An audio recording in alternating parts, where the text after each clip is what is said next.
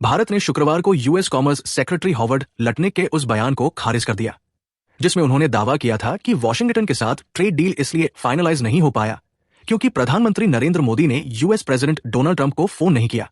भारत ने स्पष्ट किया कि दोनों नेताओं के बीच कुल 8 बार बातचीत हो चुकी है। मिनिस्ट्री ऑफ एक्सटर्नल अफेयर्स के स्पोक्सपर्सन रणधीर जायसवाल ने कहा कि एक वरिष्ठ अमेरिकी अधिकारी द्वारा हालिया रिमार्क्स में नेगोशिएशंस का जो कैरेक्टराइजेशन किया गया है वो एक्यूरेट नहीं है। इससे पहले हॉवर्ड लटनिक ने कहा था कि नई दिल्ली ने अग्रीमेंट साइन करने का मौका गंवा दिया और यह भी दावा किया था कि डील सेट हो जाने के बाद प्रधानमंत्री नरेंद्र मोदी ने राष्ट्रपति ट्रंप को कॉल नहीं किया। लटनिक की टिप्पणियों के संदर्भ में एमी स्पोक्सपर्सन रणधीर जायसवाल ने कहा, कई मौकों पर हम डील के करीब पहुंचे हैं।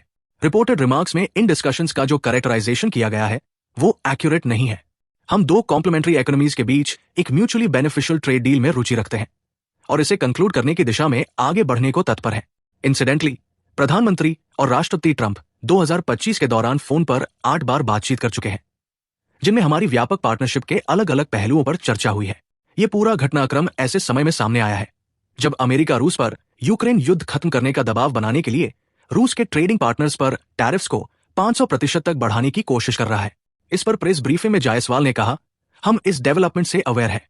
यूएस सेनेटर लिंडसे ग्राहम ने कहा कि राष्ट्रपति ट्रंप ने सैंक्शनिंग रशिया एक्ट ऑफ 2025 को ग्रीन लाइट दे दिया है जिससे अमेरिका को उन देशों पर सेकेंडरी टैरिफ्स और सैंक्शंस लगाने की अनुमति मिल जाएगी जो रूस से ऑयल, गैस, यूरेनियम और अन्य एक्सपोर्ट्स खरीदते हैं।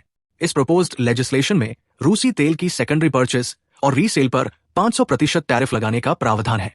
ग्राहम ने कहा, यह बिल राष्ट्रपति ट्रंप को चीन, भारत और ब्राजील जैसे देशों के खिलाफ जबरदस्त लेवरेज देगा ताकि उन्हें सस्ते रूसी तेल की खरीद बंद करने के लिए इंसेंटिवाइज किया जा सके जो रूसी राष्ट्रपति व्लादिमीर पुतिन की यूक्रेन के खिलाफ ब्लडबाथ को फंड कर रहा है। फिलहाल भारत रूस से एनर्जी इंपोर्ट्स के लिए अमेरिका के सबसे ऊंचे 50% टैरिफ्स का सामना कर रहा है जबकि ट्रंप एडमिनिस्ट्रेशन बार बार नई दिल्ली पर यूक्रेन में रूस के अभियान को बढ़ावा देने का आरोप लगाता रहा है। सितंबर में जब अमेरिका ने टैरिफ्स बढ़ाए थे उसके एक दिन बाद senior trade advisor Peter Navarro ने रूस यूक्रेन युद्ध को मोदी की जंग तक बता दिया था।